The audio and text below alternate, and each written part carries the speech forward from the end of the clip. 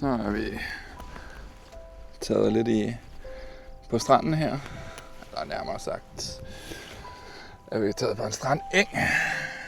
Og som I kan se her, så har vi været så heldige, at heldige var vi ikke. Vi var ude og jage det. Vi har fået noget salturt. Jeg håber, man kan se, hvordan det skal se ud. Lækker lille forfriskende urt. Det smager dejligt.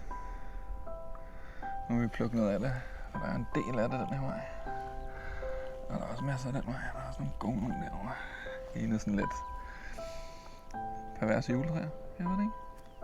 Når man ellers skal kalde det. Det smager salt. Det er lækkert. Friskende sommerting. Der er masser af det. Som I kan se, så står det hele vejen her. Håber I kan skelne på videoen.